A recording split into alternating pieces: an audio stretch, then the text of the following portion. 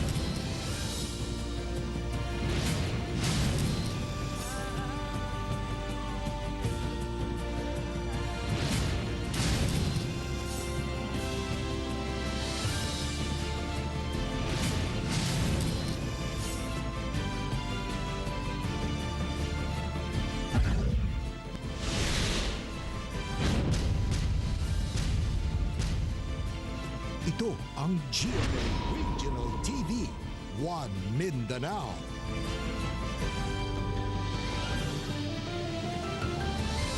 May hapon Mindanao, kini ang GMA Regional TV 1 Mindanao. Hatod namo ang pinakadagkog, pinakulahing balita sa Mindanao. Ako si Tek Ocampo. Sara Hilomen Velasco. Real Surotse, live gikan din sa GMA Davao Complex.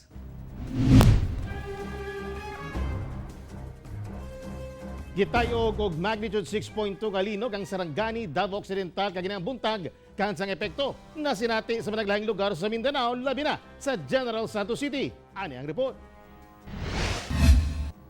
Usa ang barangay Batuganding sa Sarangani, Davao Occidental sa nakasinati og kadaot human sa magnitude 6.2 nga linog sa mong lugar kaganinang buntag. Pipila ka pader sa mga gambalay sa lugar nangaguba tungod sa kakusog sa linog. Nagpadayon ang assessment sa Municipal Disaster Risk Reduction and Management Office sa danyo sa lugar. Samtang nakasinati sabog intensity 5 nga gikusgon sa linog ang General Santos City. Kining portion sa usa ka billboard sa usa ka mall sa syudad naguba tungod sa pagtayog. Matod sa management sa maong mall, gileng gi-secure ang palibot sa maong mall human sa linog. Gi-inspeksyon sab ang tanang pasilidad aron masiguro ang kaluwasan sa mga empleyado, tenants ug customers sa maong mall.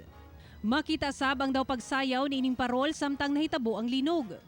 Tungod sa pagtayog, gianunsyo ni Mayor Ronel Rivera nga temporaryong gisuspindi ang trabaho sa gobyerno kaganinang buntag aron masuta sa City Engineer's Office kung dunay mga danyo sa mga struktura sa mga pasilidad sa gobyerno. Samtang sa Davao City, nga nakasinatog intensity 3 nga linog, makita sabang pagtuya-tuya nining chandelier, dekorasyon ug mga suga sa usa ka balay. Nasinati ang magnitude 6.2 nga linog kaganinang 7:21 sa buntag. Natala ang epicenter niini sa 86 km southeast sa Sarangani, Davao Occidental. Tectonic ang origin sa maong linog. Nasinati ang intensity 5 sa General Santos City ug South Cotabato. Intensity 4 sa Kiamba, Alabel, Maasim, Glan, Malungon ug Malapatan sa Sarangani Province. Lebak, Sultan Kudarat, Datubla, Sinsuat, Maguindanao, Coronadal City, Polomolok, Tampakan ug Tupi, South Cotabato. Intensity 3 sa Maitom, Sarangani Province, Cotabato City, Maguindanao, Davao City, Kidapawan City, North Cotabato, Tantangan ug Santo Niño sa South Cotabato. Intensity 2 sa Columbia ug Tacorong City sa Sultan Kudarat ug Magpet, North Cotabato, ug Intensity 1 sa Zamboanga City. Kahinumduman nga niadtong December 15 sa milabahing tuig, miigo ang magnitude 6.9 nga linog sa Padada, Davao del Sur, kung asa 4 ka tawo ang namatay ug miresulta sa grabing kadaot sa lugar.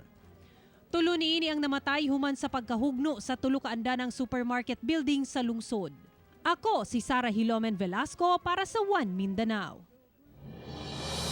Bisan sa pandemya, dagsa gihapon ng mga debotong Katoliko sa mga simbahan atol sa pagsugod sa 9 mornings o Misa de Gallo. Health protocols bato COVID-19 hugot nga gipatuman. Ani airport ni Argil Relator. Wala makapugong ang pandemya sa pagsimba sa mga debotong Katoliko ato sa unang adlaw sa Misa di Gallo. Sa San Pedro Cathedral sa Davao City kung asa 4:30 sa buntag nagsugod ang misa, dagsa ang mga manimbahay. Tungod sa ipatumang health safety protocols, 400 ka individual lang ang gitugutang makasulod. Busa kining ubang manimbahay, sa gawas na lang may plastar. Okay lang, at least madungog manggihapon nimo. Bisag sa sulod na kasagawas kung ang imong faith nimo sa Lord. Isang asa lang. Gipangunahan ni Monsignor Julius Rodolfo ang misa. Din may hisgot siya sa importansya sa pagsalig sa Ginoo. Ilabi na karong dunay pandemya. Minsan sa mga restrictions, makahimong kita ng atong tradisyonal pagpalaran o paglanggam alang sa Pasko. Samtang hugutsab ang seguridad sa palibot sa simbahan. Overwhelming yung tao, so we have to devise na ma-observe yung social distancing. Kaya kahit sa labas, nag-allowed na tayo pero observing the minimum 2 meters distance.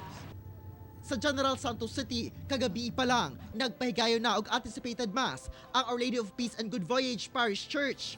Hugot ay patumang health protocols kung asa ang mga manimbahay, kinahanglang dunay QR code, face mask o face shield, o kuhaan og body temperature una makasulod sa simbahan. Ang mga bangko dunay markings aron masunod ang social distancing. Apan dunay nangulit na lang kay walay dalang face shield ug wala gipasulod, sama ni ining magtiayon. Okay lang pero sana nagpaano sila, paabiso na next time may face shield. Kasi parati kami nagsimba dito, wala mga face shield. Ngayon lang nag-require sila. So wala tayong magawa, sunod tayo sa protocol nila. Samtang sa misa kaganihang kadlawon, taas ang linya sa entrance sa maong simbahan, kay kada usa gina-check una makasulod. Wala ipasulod ang mga minor de edad ug mga dunay dalang bata. Ang ubang deboto nga wala makasulod, sa gawas sa gate na lang nagsimba. Ang schedule sa misa sa maong simbahan, magsugod sa alas 3 sa kadlawon ang first mass ug 4:30 ang kaduhang misa nga taman sa December 24. Samtang ang anticipated mass, magsugod matay alas 7 sa gabi, hangtod na sa December 23. Sa Mindanao, hugot sa mga health protocols gipatuman sa Misa di Gallo sa kampo sa 6th Infantry Campilan Division, Philippine Army, sa Camp Songko Awang sa Dato Udin Sinsuat. Mitambong sa misa si 6th ID Chief of Joint Task Force Central Major General Jovimax Uy ug ubang mga opisyal sa ilang banay. Mensahe sa pari ang kalinaw sa tanan ug pagtinabangay aron maundang na ang pandemya. Sa San Nicolas de Tolentino Cathedral sa Matin City sa Davao Oriental, gipatuman sa physical distancing bisan sa gawas sa simbahan ug ang mga manimbahay naka-face mask. Ako si Argil Relator para sa One Mindanao. Doon na bagong food and medicine pass, suman aprobado na ang FM Pass Ordinance sa Davao City. Ano ang dugang detalye sa live report ni Sheila Vergara Rubio. Sheila. Real nagsugod na sa pag-release og mga bagong FM Pass ang nagkadiyang barangay sa Davao City nga dunay managlaing kolor. Depende sa kung unsa nga distrito ang gigikanan sa mugunit niini. Hingpit na nga napasar sa Davao City Council ang Food and Medicine Pass Ordinance atol sa sesyon kagahapong adlaw. Section 1 is the short title. This ordinance shall be known as FM Pass Ordinance of Davao City. Section 2, Use. Section 3, FM Pass Master List. Section 4, Lost or Damaged FM Pass. Section 5, Prohibited Acts. Section 6, Ordinance Violation Receipt Citation Ticket. Section 7, No Contest Provision. Gibutyag ni ABC President Councilor Edgar Ibuyan Sr. nga nagsugod na sa pagpang-apod-apod sa bagong FM Pass sa nagkadiyang barangay sa Davao City. Lain-laing kolor ang FM Pass sa matag distrito. Sumala ni Ibuyan nga green ang sa unang distrito. Ang kolor sa mga is green, no? Mao ni siya mga bagong FM Pass karon. So gina-distribute nato nga sa every purok, no? Kaya atong kung ginalimitahan ang paghatag kay para di kayo mo daghapon na manggawas. Sir, lain-lain per barangay o color? Eh, ang sa first district is green. Okay. Ang second district is blue. And the third district is pula. Usa ka FM Pass per household gihapon ang ihatag kung asa duha ang pwedeng makagamit niini. Sanglit duna nay bagong FM Pass, busa ginang di na magamit ang daan nga FM Pass. Wala naman, wala na to sa mapay mo. Abot naman panahon kung matagaan na ito na i-declare na siya katong dati, wala na to siya.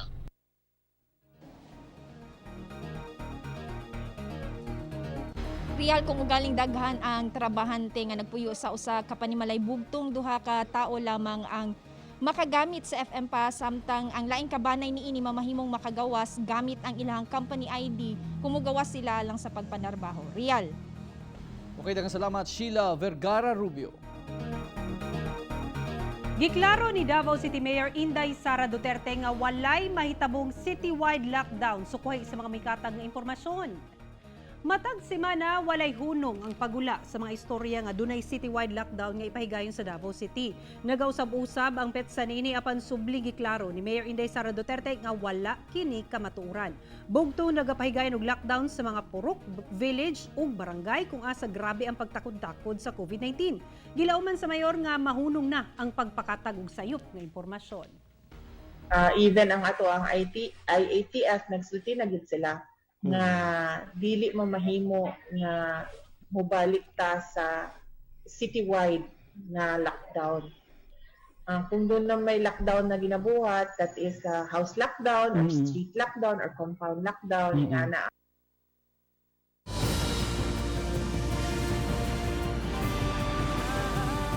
Ito ang GMA Regional TV, One Mindanao.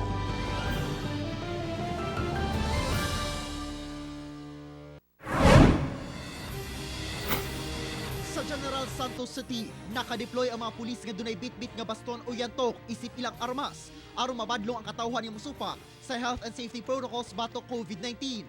Matag presinto sa kapulisan dunay yantok patrollers nga magmonitor. Sila nasab ang nagabantay sa mga simbahan atol sa misa de Gallo. Gisiguro sa GSCPO nga dili magamit ang yantok sa pagsupak sa tawhanong katungod sa katawhan. Sa gipakusyang anti-illegal logging operations sa Cagayan Region, nasabat ang halos 70,000 pesos sa kantidad sa kahoy. Unang nasakmit ang 100 kamalawaan lumber nga gikarga sa motor sa suspect nga si Roberto Montilla sa Marihatag, Surigao del Sur. Samtang sa Agusan del Sur, nakumpiska sa otoridad ang giabandonang 210 board feet nga lawaan lumber sa Barangay Imelda. Sa Bunawan, samtang sa Barangay Santa Ines sa San Luis, laing pinutol nga lawaan sab ang nasakmit. Ug sa Esperanza, nakumpiska ang kahoy nga tuog, ingon man ang yakal sa Purok 3 Barangay MacArthur. Samtang sa Agusan del Norte, nakumpiska sab ang mga ginabas nga kahoy sa Nasipit ug sa Las Nieves. Sa Remedios T. Romualdez, Agusan del Norte, nadakpan ang 21 anyos nga si Renante Plaza alias Impyong sa balay niini sa Purok 8 Barangay Basilisa. Si Plaza dunay tulo ka mga warrant of arrest sa kasong rape nga dunay recommended bail bond nga 120,000 pesos matag usa. Gikonsidera kining top 3 most wanted person sa probinsya sa Agusan del Norte. Sa joint operation sa kapulisan, naaresto si Victor Cagabcab, 75 anyos, sa Maatas kag Janao, Dinagat Islands. Si Cagabcab nag-atubang og kasong rape sa lungsod sa Naawan, Misamis Oriental. Ginakop ang suspect subay sa warrant of arrest nga gipagula sa korte sa Initaw, Misamis Oriental niadto pang Setyembre 2020. Laing negosyante na usab ang gipusil patay sa General Santos City. Hepe sa General Santos City Police Office gimando ang paspas nga kasulbaran sa kasong may kalambigitan sa riding in tandem criminals. Si Argel Relator alang sa dugang detalye. Patay ang usa ka online seller ug gani sales agent ug mga sakyanan nga si Kim Montaner, 30 anyos. Human kini gipusil sa riding in tandem criminals sa mismong balay niini sa Purok Vista, Barangay Sinawal, General Santos City, banda alas 4 sa hapon kagahapon. Matud sa silingan sa biktima nga igo lamang silang nakadungog og buto. Gani nagtuo pa kini nga rebentador. Apa nakita na lamang nila nga nahagba ang biktima. Okay na, mag-triangle lang ito ng buto. Wala, may magawas po dayon kaya akin niya kay niya sunod-sunod naman so ning gawas may magawas na mo nga anak naman siya. Mga pila ka buto ang nadunggan mo sir?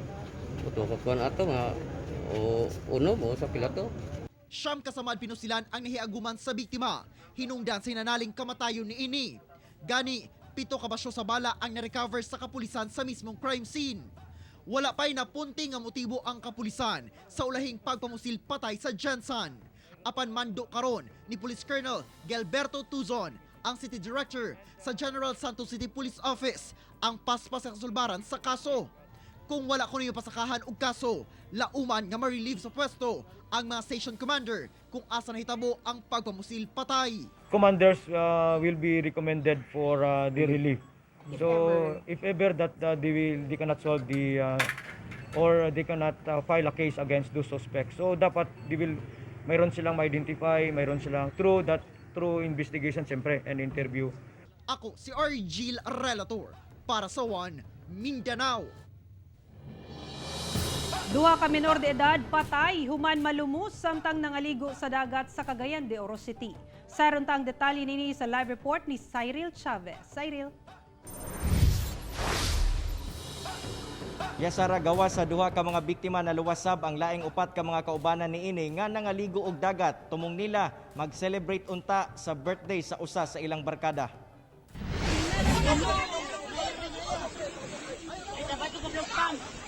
Gisulayan pa pagluwas sa mga tao nga nangaligo usab niadtong tunguras sa beach sa Barangay Bonbon. Human malumos kining unom ka menor de edad. Gidapatan og first aid sa mga tao nga nakasaksi ang mga biktima samtang nagpaabot sa rescue team. Gani gigamit na nila ang sakyanan sa resort aron madala sa ospital ang mga biktima. Sumala pa ni Clarita Simene, trabahante sa duol nga resort, nga dali nilang giluwas ang mga biktima diyang nangayo kini og tabang. Katong isa nga murag nakabulag sa ila. Niingon sila nga kuan kanang tabangin ninyo na kay dili na joke. Mutong giadto nagibira nila paingon diri. Nya katong isa, katong tulo murag kuan gid sila wala na sila kuan des ban lutay na gid sila diya nga diha sa gitabang sila diya. Patay na diyang miabot sa ospital sila Kent Michael Bato, 14 anyos, og Sean Carlo Gantuangco, 16 anyos. Samtang naluwas ang laing upat ka kauban niini nga sila Micaela Soliano, 16 anyos, J. Clark Cabinge, 14 anyos, Jose Saluta, 16 anyos, og Jomel Valenzuela, 16 anyos. Migawa sa investigasyon sa kapulisan nga nangaligo og dagat ang magbarkada alang kuno sa advance birthday celebration sa ilang barkada nga si Jose Saluta. Ginasuta karon sa kapulisan kung tinuod nga nakainom og ilimnong makahubog ang mga batan-on, rason nga nalumos kini. So po giakat po mga beaches owner bitaw no. Dapat we have to be responsible sa atong action. Dapat kung naimang ngaligo ana ato nang badlongon nga bawal pa. Sara tungod sa maong panghitabo nasabutan karon sa kapulisan ug sa barangay council nga mas pahugtan pa ang monitoring nga pagahimuon sa mga kabaybayunan kini aron dili na masubli ang susamang insidente. Sara. Okay, dagang salamat, Cyril Chavez.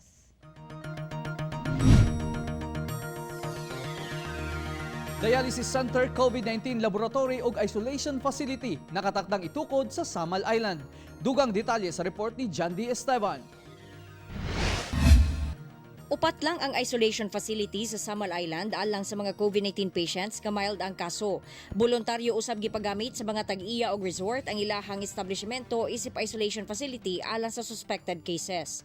Gikalipay sa City Health Office sa Samal ang plano sa provincial government nga magtukod og dugang isolation facility aron makatabang kini sa treatment sa COVID-19. Dinhi sa usa ka ektaryang luna sa Barangay Peña Plata itukod ang maong pasilidad. Gawa sa isolation, itukod usab dinhi ang COVID-19 Molecular Laboratory ug ang labing unang dialysis center aron dili na kinahanglan pa nga mutabok sa laing syudad ang mga pasyente aron magpa-dialysis. Punduhan sa provincial government ang pagpatukod sa molecular laboratory ug dialysis center, lakip ang dialysis machines, samtang ang Department of Health ang mugasto sa construction sa isolation facility ug sa molecular machines. Ako si John D. Esteban para sa One Mindanao.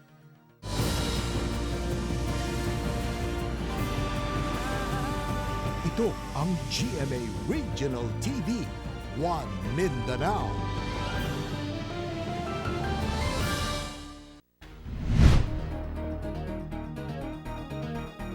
Ibutang ubo sa General Community Quarantine ang Samal Island sugod karong Biyernes. Ano ang COVID-19 update sa Mindanao? Pinaagi ni ining report. Subay sa Executive Order No. 269 sa Samal Island, ibutang ubo sa General Community Quarantine o GCQ ang isla sugod karong Biyernes, December 18 hangtod January 4, 2021. Kinibunga sa padayong pagsaka sa kaso sa COVID-19 sa isla. Ubo sa mando, essential movement na lang ang tugutan sa isla. Bawal ang mass gathering ug ang curfew hours magsugod sa alas 9 sa gabi hangtod alas 5 sa buntag. Misa ka na sa 100 ang total COVID-19 cases sa Samal Island. 90 ang nakarecover na ug 4 ang namatay. Usa ka 4 anyos nga lalaking taga Katalunan Pequeño sa Davao City ang labing bata sa 13 ka nagpositibo sa COVID-19 sa syudad niadtong Lunes. Misa ka na sa 7,680 ang confirmed COVID-19 cases sa Davao City. 5,720 ang recoveries ug 349 ang namatay. Sa Cagayan de Oro City, 15 ka persons deprived of liberty o PDL ang nalakip sa mga nagpositibo sa COVID-19. Ana-ana sa 2,650 ang kumpirmadong kaso sa COVID-19 sa Cagayan de Oro City. 2,063 ang nakarecover na ug 122 ang namatay. Ako si Sara Hilomen Velasco para sa One Mindanao. Kapin 73.5 milyon katao na ang nagkasakit og COVID-19 sa tibuok kalibutan, samtang sobra 452,000 na ang nataptan nini sa Pilipinas ug sa Mindanao, sobra 34,000 ang dunay COVID-19. Milapas na sa 73,510,000 katao ang naigog COVID-19 sa tibuok kalibutan. Sobra 41,640,000 ang recoveries ug kapin 1,635,000 ang namatay. Sa Pilipinas, dunay 1,156 ka bagong kaso sa COVID-19 nga natala karong adlaw. Busa ang kinatibuk ang ihap sa dunay COVID-19 sa nasud ana-ana sa 452,988. Misa ka nasab sa 419,282 ang naayon na ug 8,833 ang namatay. Ug 34,023 ka mga taga Mindanao ang nagkasakit og COVID-19. 28,131 ang nakarecover ug 1,283 ang namatay. Mga empleyado sa City Hall sa Cagayan de Oro City ug mga nahibiling kabanay naghalad og pag-ampo ngadto sa mga mipanaw nga mahal sa kinabuhi sa bagyong Sendong. Gipangunahan kini sa mga empleyado sa lokal nga panggamhanan sa Cagayan de Oro City uban ang mga nahibiling mga banay sa mga nangamatay sa bagyong Sendong niadtong tuig 2011. Nagpaygayon og Santos nga misa ang simbahan ug pagkahuman naghalabsad og bulak ug nagdagkot og kandila sa Sendong Memorial Wall isip paghinumdum sa mga mipanaw sa maong trahedya. Mensahe sa simbahan ug kagamhanan ngadto sa mga nahibiling banay nga magpabiling lig-on ug dili mawad-an og paglaom sa ilang kinabuhi. December 16 ug 17 ang giilang anibersaryo sa bagyong Sendong nga miigo ug mikalas og daghang kinabuhi niadtong tuig 2011. Karon nakadol na ang Pasko, doon na mo'y pangsagol o doon na mo'y pang Noche Buena. Atong sayron kung dunay pagsaka sa presyo sa mga sagad ginasagol sa pagkaong pang Pasko. Anang report ni Sheila Vergara Rubio. Nakamass display na sa usa ka supermarket sa Buhangin, Davao City ang masagol sa masagad lutuon pang Noche Buena sama sa spaghetti, salad, mango float ug uban pa. Aron mas makadaginot, aduna usay mga naka-display nga Noche Buena package aron diretso na kining puniton sa mga customer. Walay natala nga pagsaka sa presyo ug ang tanan na hisubay kuno sa suggested retail price sa gipagula sa Department of Trade and Industry sukad niadtong Nobyembre. Sa mga customers na mas prefer jud nila tong mga naka-bundle packs wherein maka-discount sila og 5 pesos, mga ingon ana ma'am. Nagkadaghan man kuno ang mga mamalitay karon, apan kung ikumpara sa milabayng tuig, mas nihit gihapon karon. Hinuon posibleng ang uban sa online platform na ni order. Samtang tungod sa gipatumang liquor ban, bugtong mga sparkling drink o non-alcoholic beverage ang inang itanyag nga ilimnon sa mata o karong Pasko. Sa pagkakaroon mabati na jud nato kay duol na lang man jud kaayo ang ato ang Christmas no. Nagapik ni sa hapon mga 4 to 6 PM po. Dira nagadagsa ang tao. Samtang ang ham nga parte usab nga ihanda kung Pasko, dili gihapon daghan ang supply tungod sa ASF. Ang mga mapili karon sa supermarket, maong usa ka kumpanya nga gikan pa sa Cebu asa walay kaso sa ASF ug ang ubang kumpanya nga chicken ham ang gitanyag. Sa mua kay safe man ta sa ESF kay sa Cebu mo sa gihimo. So unlike man sa uban kay from Luzon mo nang wala sila kapalit kay tungod sa ESF na issue. Kauban si Bebot Kahe sa kamera, ako si Sheila Vergara Rubio para sa One Mindanao. Taliwala sa pandemya, usa ka kasalang bayan alang sa mga kaigsuunang lumad ang gipaygayon nga proyekto sa kapulisan sa Barangay Sibulan sa Santa Cruz, Davao del Sur. Ani ang detalye?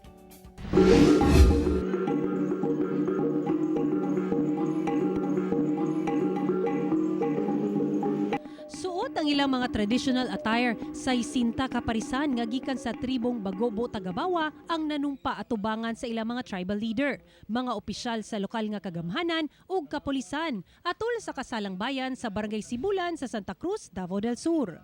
Kini sila Sara ug Ayan Tongkaling, duha ka tuig nang nag-ipon una gikasal. Sanglit lisod kuno ang pagpanginabuhi ug sumala pa nila dakong gasto ang pagpakasal. Sila jud ang ngita og paagi nga makuha ng mga tao kay gastos sila jud magpakasal. Pabor kay sa mua nga dakong tabang ilang nga karon kami pay mo lakaw kung pandemic ba ron siguro dako magasto pod. Ang seremonya sa kasal daw susama sab sa civil wedding, kung asa ang bride nagsuot og belo ug cord. Ug dunay pagpanghatag og aras. Apan nagpabilin gihapon ang lumadnong tradisyon sama sa pagsayaw sa bagong kinasal dungan sa tingog sa agong. Dala nila ang nigo nga butangan og kwarta sa ilang kabanay ug higala. Proyekto ang Kasalang Bayan sa Revitalized Police sa Barangay o RPSB nga nakig-alayon sa tribal leaders alang sa pagpahigayon sa aktibidad. Mo nang gitabangan na mo sila kay magkaroon mo ginig-impact sa to ang peace and order, no? Og makatabing man kanila nga mapatigayon pod ang ilahang pagpanginabuhi. Mapasalamaton sab ang tribong Bagobo Tagabawa sa Sibulan, sanglit dakong tabang kini ilabi na sa pagpreserba sa ilang kultura ug tradisyon. Dako kini nga tabang alang kanamo labi na sa mga IP ug sa katawhan nining Barangay Sibulan. O ang hinaut ko nga padayon pod ang ilang mga buluhaton nga gihatag sa katawhan.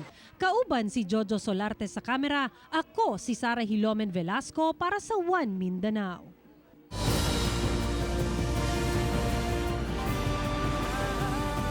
Ito ang GMA Regional TV, One Mindanao.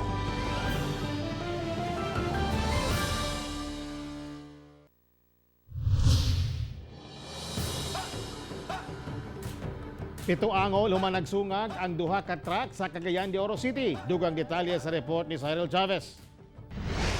Dili na maitsura kining duha ka truck human kini nagbangga tunga sa dalan sa Zone 9 Kugman pasado alas 7 kagabi. Sigon sa investigasyon, padulong ang elf van truck sa upol nga parte, samtang ang elf drop side padulong sa taguluan nga bahin. Mikawat matud pa sa lane sa elf drop side ang van truck, hinungdan nga nagsalpok kini. Paspas nga miresponde ang mga personahe sa Oro Rescue 911 ug gidala gilayon sa ospital ang mga nangaangol sa insidente. Nagrabihan ang driver sa van truck nga si Nesias Mejos Macula Jr., 29 anyos, ug sakay sa elf drop side nga si Evelyn Naguo, 48 anyos. Kining sa front seat nga side, nabanggaan sa ining Isuzu side. Na doon sa ka-impact na napaipot ang panto katong Isuzu elf van. Napaipot na balik ito sa opposite linya. Lakip-sab sa mga nasamdan atol sa insidente sila Earl Warren Rivas, 32 anyos, driver sa elf drop side, Johnny Rivera, 16 anyos, Justin Dave Ibahay, 18 anyos, John Dale Ibahay, 21 anyos, ug Marlo Huluyohoy, 18 anyos. Hinoon, luwas na kini sa makuyaw nga kahimtang. Safety driving pa sa Butuan, safety driving pa sa Kinatugin Iban, safety driving po sa uban. Kung sa pagdrive, pag-uwas na drive, focus na sa pagdrive, kung musulot na sa balawid sa trapiko. Ako, si Cyril Chavez para sa One Mindanao. Lalaking dunay mitubong bukol sa liog diini nga nawagan og tabang aron madala kini sa ospital. Ani ang detalye. Miani sa Davao City aron makatrabaho ug makatabang sa pamilya. Mauunta kini ang tumong ni Ivan Derek Cruz, kinsa tubong Zamboanga City. Apan wala damha, nagkasakit kini ug dunay mitubo nga bukol sa iyang liog. Tungod sa mga balatian, naundang kini sa pagtrabaho isip call center agent ug naundang sab ang iyang pagtabang sa iyang kabanay nga anaa sa Zamboanga City. Sa ngayon, ang kalagayan niya po ay masasabi kong malala na po dahil may bukol po siya na tumutubo sa may liig banda. Dili pa matino kung unsa ang hinungdan sa pagtubo sa bukol ug ngano kining midako sa karon. Ang mga higala ni Ivan ang nagaatiman kaniya, apan tungod sa kawadon, dili nila madala sa ospital ang ilang higala. Nagtulong-tulong na po kami mga kaibigan niya na somehow ipa-admit siya, ngunit hindi po talaga kakayanin kasi una-una sa lahat, hindi lang po pagpapacheck up ang problemahin namin. Buot karon ni Ivan nga mapacheck up ang iyang balatian ug makauli sa Zamboanga City. Tulungan niyo ako.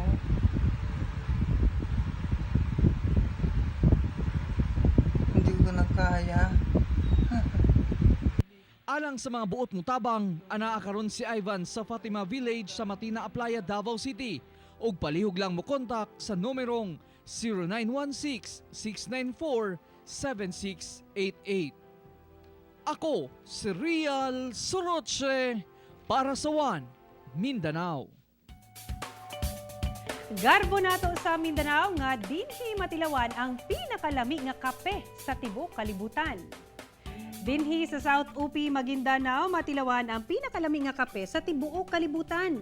Nakadaog ang North Star Coffee ug Silver Award sa Paris, France sa Agency for Valorization of Agricultural Products o AVPA alang sa coffee competition.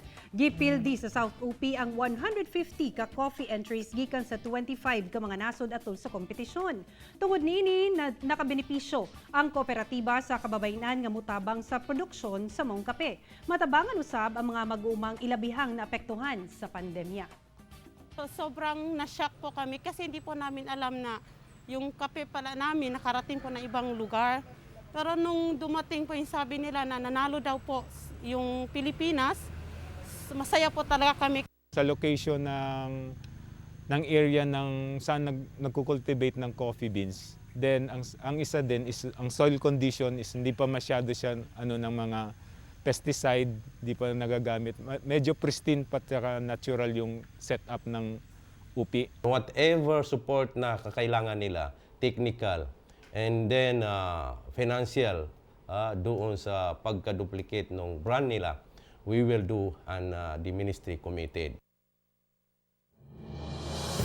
Happy viewing kay Sir Renante Manreal ug belated happy birthday sa iyang anak nga si Isha Manreal. Og happy anniversary! Tek Ocampo and Miss Brenda Ocampo. Mrs. Ocampo. Nagtanaw sa patong mga kapuso nga si Shangi Cuenca ug si Ray Llanes. Mga kapuso, siyang kaadlaw na lang, Pasko na! Mga kapuso, way puwasa nga mong pagkatunog balita. Bisitahin www.gmaregionaltv.com ug mag-subscribe sa official YouTube channel sa GMA Regional TV. Busa mga kapuso, ayaw polay sa madagkong balita sa nagkadang rehiyon sa nasod, subscribe na. Ug mo katumulahig og dagkong balita sa Mindanao karong adlaw. Ako si Real Soroche. Daghang salamat sa inyong kanunay nga pag-uban ka namo matag adlaw. Ako si Sara Hilomen Velasco. Tungod mga balita sa atong palibot, importante alang kanamo. Kini ang GMA Regional TV 1 Mindanao. Tek Ocampo, buong puso para sa Pilipino.